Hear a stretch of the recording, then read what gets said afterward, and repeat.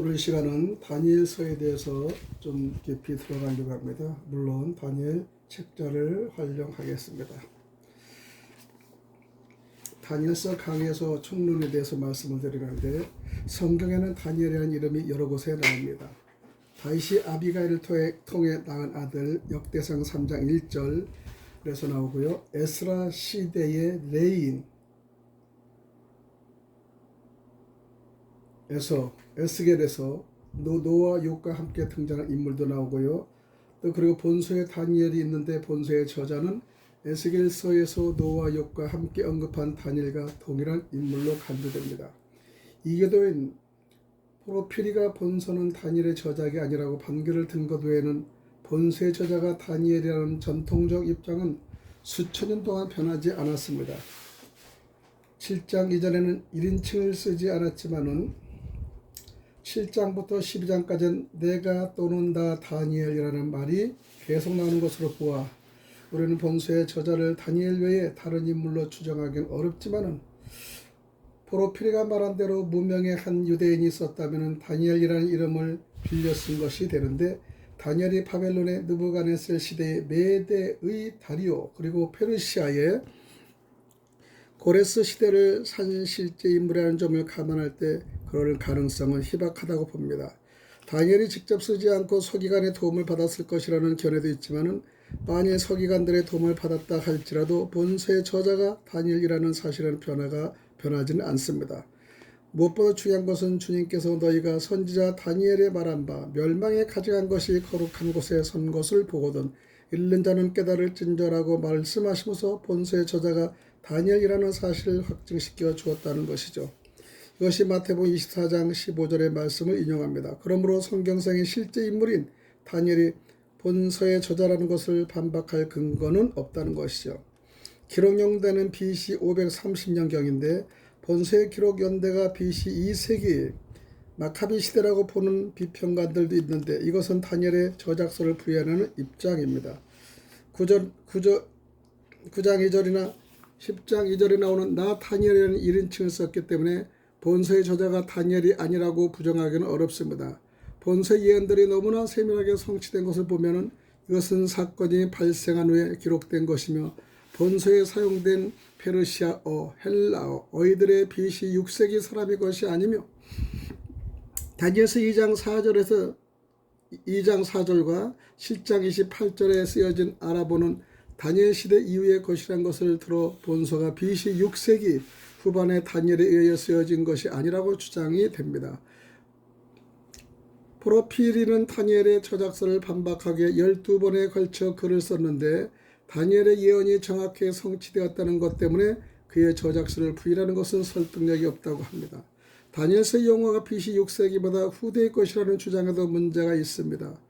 쿰난 동굴에서 발견한 사회사본들은 BC 2세기 초엽에 기록되는데 본서와 수백 년에 걸친 문법적 차이를 보이고 있어 본서가 마카비 시대보다 훨씬 이전에 기록된 것임을 알 수 있습니다. 그리고 3장에 나타난 일부 전문 용어들은 이 세계에 사용되지 않는 것입니다. 드라이브는 다니엘서와 사용된 아랍어가 바벨론에서 통용된 것이 아니라고 주장했지만 최근 고고학적 발견으로 BC 5세기의 아랍어 문서들을 검토해본 결과 다니엘서의 아랍어는 당시 근동지에서 사용된 공용어와 동일한 성격을 지니고 있음이 드러났습니다. 여러가지 정황으로 보아 다니엘의 기록 연대는 고레스에서 바벨론이 함락되고 다리오가 통치되는 BC 6세기 후반 BC 530년경으로 추정됩니다. 세 번째 주제는 하나님의 통치권의 주제인데요. 다니엘서의 주제는 지극히 높으신 하나님의 인간 나라를 다스린다는 것입니다. 다니엘서 5장 21절이죠. 모든 신의 신이여 모든 왕의 주제이신 다니엘서 2장 47절에 인용해서 하나님은 세상 나라들을 다스리면서 자기 뜻대로 왕들을 세우기도 하시고 피하기도 하신 겁니다. 그는 영원히 망하지도 아니하고 또 그 국권이 다른 백성에게 들어가지도 않는 나라를 세울 것이라는 것이 다니엘서 2장 44절의 말씀입니다. 이 시기에 하나님의 통치권은 결정을 이루게 되고 세상 나라가 우리 주와 그리스도의 나라가 되어 그가 세세토록 왕노릇할 것이라 왕노릇할 것이다. 계시록 11장 15절의 말을 전달합니다. 세 번째는 중심 내용이 무엇일까요? 본서는 바벨론, 페르시아 그리고 로마 시대를 개관할 수 있게 할 뿐 아니라 헬라 시대의 안티우쿠스와 에피파네스를 통해 미래의 첫 그리스도가 어떻게 활동할 것인가를 설명하게 보여주고 있으며 그의 종말과 함께 부활, 재림, 천년왕국으로 이어지는 미래의 사건들을 일관성 있게 잘 표현해주고 있습니다.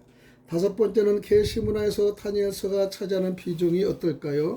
우리는 흔히 다니엘서를 이사야, 에레미야, 예가서, 에스겔서와 함께 대선지서로 분류하고 있으나 히브리 성경은 다니엘서를 시편, 욥기, 잠언, 룻기, 아가서, 전도서, 에가, 그 다음에 에스더, 에스라 함께 성문서로 분류하고 있다는 겁니다. 다니엘은 사실 예언자는 아니옵니다. 그는 예레미야, 에스겔, 대제사장, 여호수아, 에스라, 스룹바벨과 동시대의 사람으로 느부갓네살의 1차 침공 때인 BC 605년에 바벨론으로 끌려가서 바벨론의 느부갓네살과 메대 다리오와 페르시아의 고레스 치하에서 궁중관리로 정치 생활을 한 사람입니다. 그러나 하나님에 대한 충성심과 지혜와 총명을 연비한 그의 탁월한 영성은 그가 계시 사역자로서 쓰임받기에 충분했습니다. 그가 노아, 욥과 함께 의인으로 분류되고 있는 것도 그가 하나님의 계시를 받을 수 있는 깨끗한 심성의 소유자임을 증명합니다. 이것이 에스겔서 14장 14절이죠. 다니엘서는 다른 예언서에도 찾아볼 수 없는 종말론에 대한 역사성을 극명하게 보여주고 있습니다. 이를테면 바벨론 이후의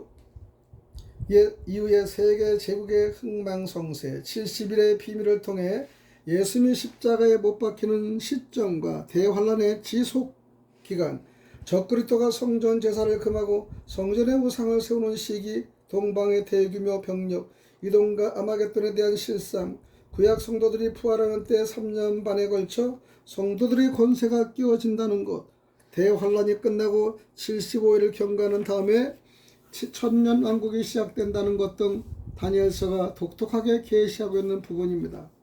만일 다니엘서가 없다면 우리는 계시록을 이해하는데 상당한 어려움을 겪게 될 것입니다. 계시록 13장에 바다에서 올라오는 짐승의 표범, 곰, 사자의 특성을 지녔다는 것을 다니엘 7장의 넷째 짐승을 가리키고 이것은 로마를 뜻합니다. 다시 말해 로마는 다니엘 7장에서 사자로 표현돼 바벨론과 곰으로 표현된 메대 파사의 표범으로 표현된 그리스도의 권세를 다 합친 것에 비길만 하다는 것이죠. 그리고 넷째 짐승에서 난 작은 뿔은 로마 이후에 등장하는 미래의 적그리스도를 가리키는데 계시록 17장에서 음녀가 탄 붉은 짐승은 일곱 머리와 10뿔을 가졌는데 다니엘의 환상 중에 본 넷째 짐승도 10뿔을 갖고 있었습니다. 여기에 언급한 10뿔은 다니엘 2장에 나타난 신상의 18가락과 동일한 것으로 적그리스도 시대의 세계 정부를 통일하게 될 열나라 왕들을 뜻하는 것이죠. 그리고 음녀가 탄 짐승의 7머리는 세계를 지배한 7제국을 의미하는 것으로 이집트, 아시리아, 바벨론, 페르시아, 그리스도, 로마, 적그리스도 제국인 단일 세계 정부를 가리킵니다. 다니엘은 이 7제국 중에 바벨론, 페르시아, 그리스, 로마, 적그리스도 제국을 집중적으로 다루었는데 이것은 그가 바벨론 시대부터 살았기 때문에 하나님의 바벨론 이후의 세계 역사를 보여주신 것입니다. 다니엘서는 계시록 13장과 17장을 해석하는 데 결정적인 역할을 합니다. 계시록 13장은 적그리스도의 우상에 세워지는 것으로 언급되어 있고 데살로니가 후서 2장 4절에는 적그리스도가 성전에 앉아 자기가 하나님이라고 선언한 것으로 되어 있는데 다니엘서 9장 그 시기를 70제 이래의 중간으로 맹시하고 있어 적그리스도가 42달 동안 일할 권세를 받고 계시록 13장 5절의 말씀대로 3년 반을 통치하는 시점이 바로 7년 대환란 중반부터임을 알 수 있습니다.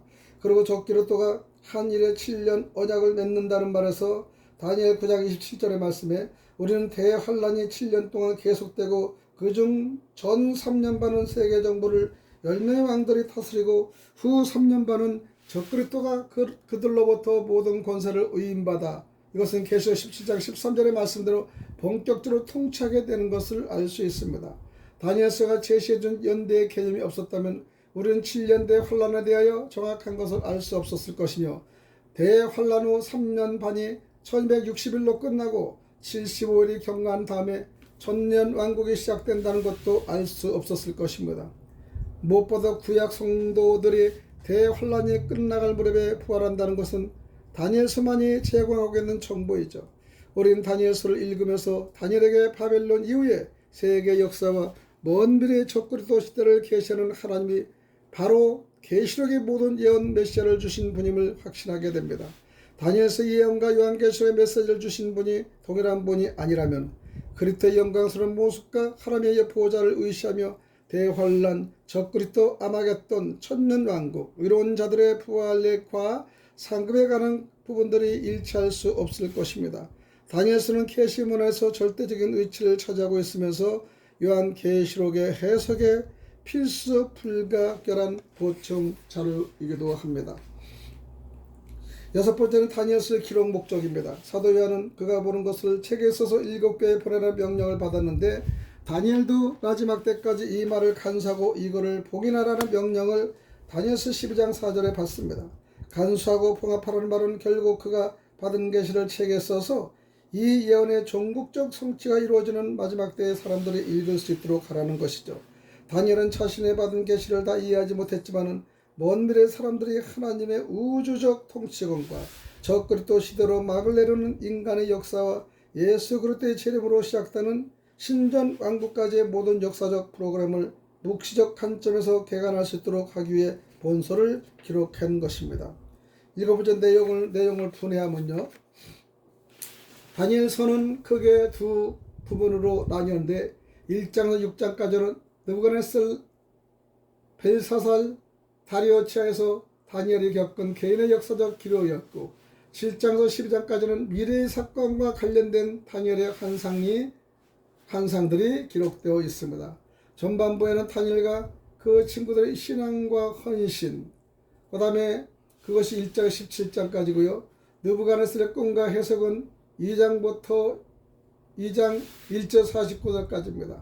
우상 숭배에 대한 강요와 극렬히 타는 풀무불의 시련, 다니엘서 3장 1절 30절까지인데요. 높은 남에 대한 느부갓네살의 환상과 그의 운명, 다니엘서 4장입니다. 벨사살의 잔치와 그의 패망은 다니엘서 5장입니다. 4장으로서 구출받은 다니엘은 다니엘서 6장이고요. 또 내용이 포함되어 있고 후반부에는 네 짐승에 대한 다니엘의 환상과 해석이 다니엘서 7장부터 있습니다. 수양과 염소에 대한 환상의 해석은 다니엘서 8장이고 다니엘의 기도와 70일의 비밀은 다니엘 9장입니다. 이스라엘 미래에 대한 환상은 다니엘서 10장이고 10장의 도입부 11장의 페르시아, 헬라, 이집트와 시리아, 안티오쿠스, 에피파네스, 적그리스도에 대한 부분에 12장의 이스라엘에 대한 관한 예언이 포함되어 있습니다. 여기까지 다니엘서 총론에 대해서 말씀을 드리고요. 이제 다음부터 다니엘서 1장부터 꾸준히 말씀을 이어가겠습니다. 할렐루야.